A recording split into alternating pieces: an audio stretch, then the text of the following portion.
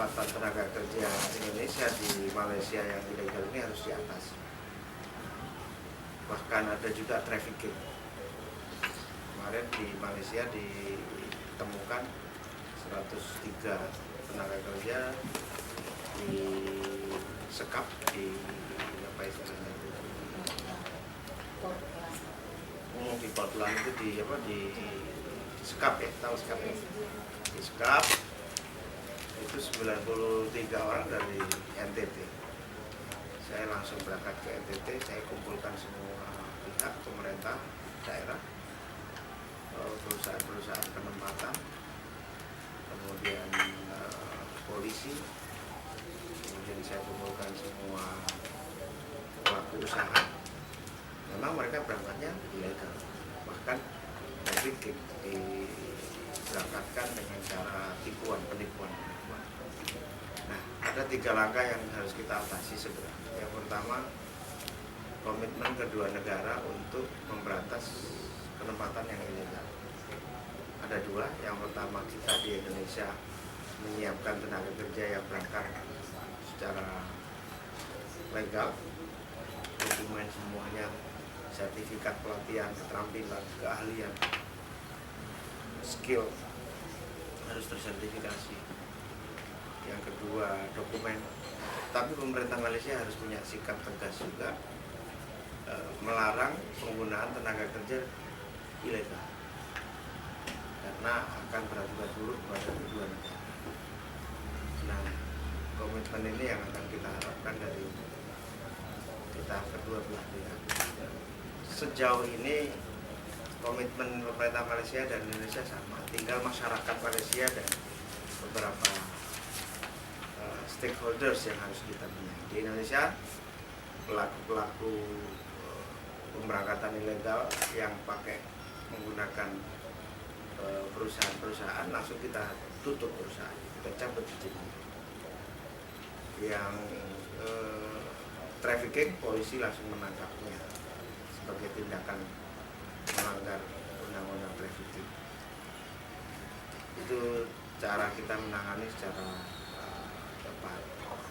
Nah, ke depan saya kira Indonesia dan Malaysia saling membutuhkan itu. Indonesia butuh menempatkan tenaga kerja, Malaysia butuh tenaga kerja. Karena itu harus dicari formula. Ada 3 formula penting. Yang pertama, kita ingin semua jenis pekerjaan termasuk pembantu rumah tangga pun harus diakui sebagai pekerja formal. Ada jam kerja, ada liburnya, ada beberapa hak perlindungan sosial. Ini yang sedang mulai kita rintis terus. Dan pemerintah Malaysia punya kemauan yang sama. Yang kedua, yang berangkat ke sana memang harus punya keahlian.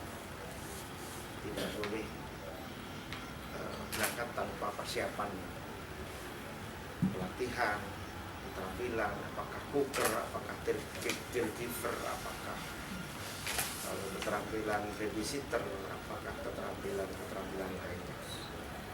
Ini wajib. Nah, yang ketiga, kita harus bersepakat soal gaji yang standar ya, gaji standar yang bisa diterima kedua. Belum disepakati, belum ada kesepakatan. Sudah, cuman implementasinya yang belum. Sudah sepakat berapa sekarang?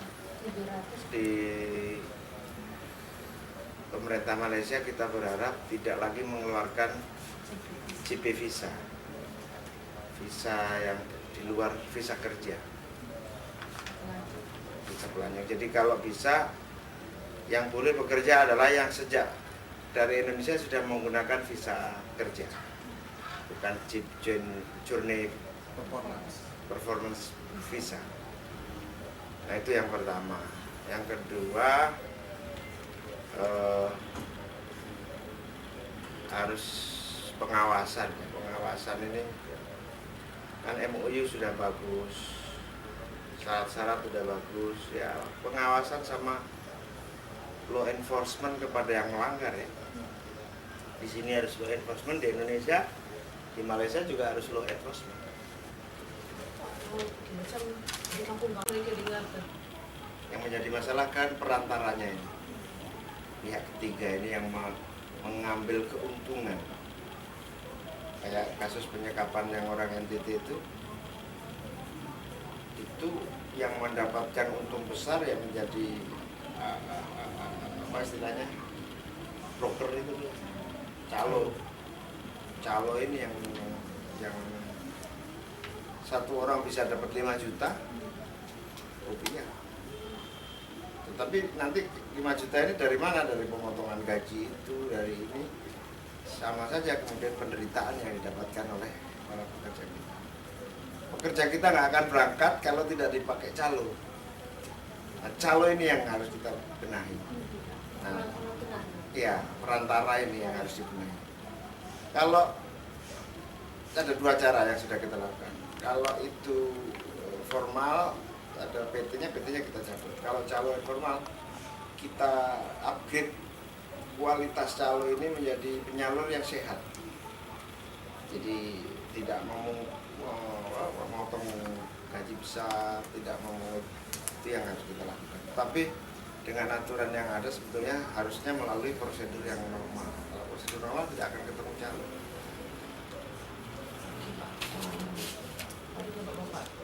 Malaysia tegas sejak awal, pokoknya tidak ada JB visa, ini tidak akan berangkat.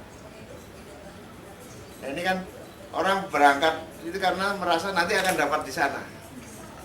Nah, kalau sejak awal sudah kita berkomitmen berdua, pemerintah Indonesia Malaysia berkomitmen, karena dengan mendorong mereka legal itu sama-sama menguntungkan. Malaysia juga untung, pemerintah Indonesia juga nyaman.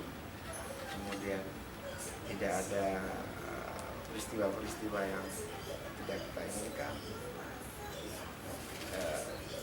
Tegas saja dulu, tidak ada kompromi dengan JB visa.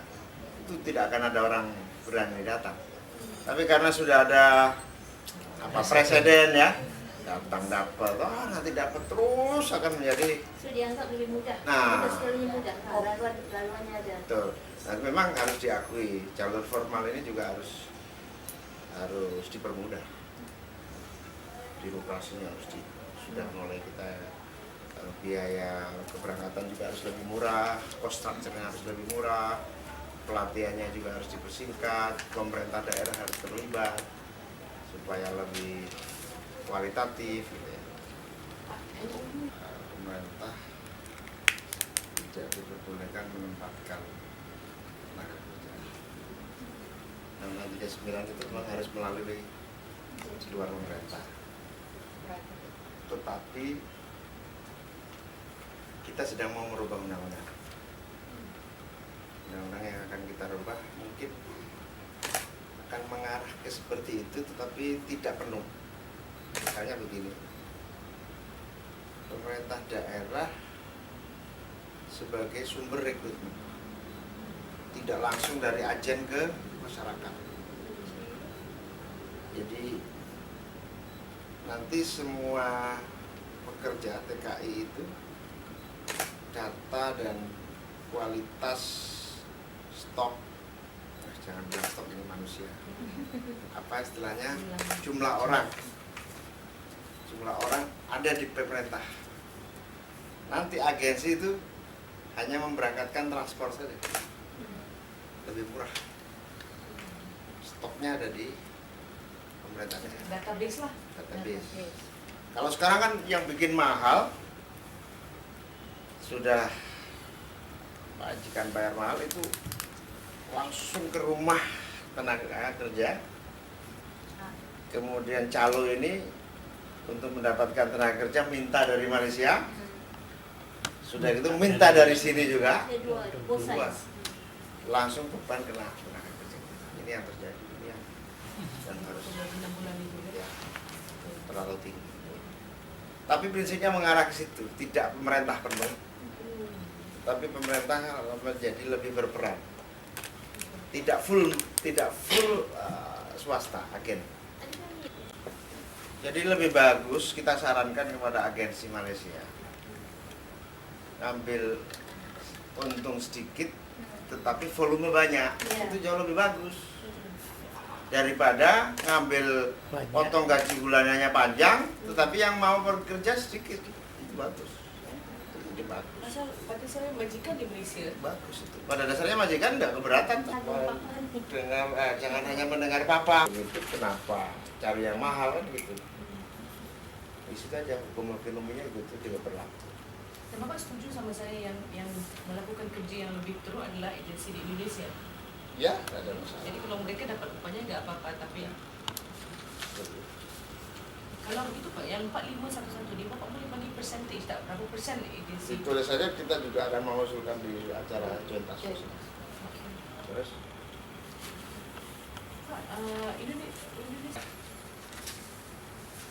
ada yang kita sebut roadmap 2017. Roadmap 2017 itu punya dua sasaran. Sasaran yang pertama, semaksimal mungkin Indonesia tidak lagi memiliki tenaga kerja yang bekerja di domestic workers atau PLT. Dalam arti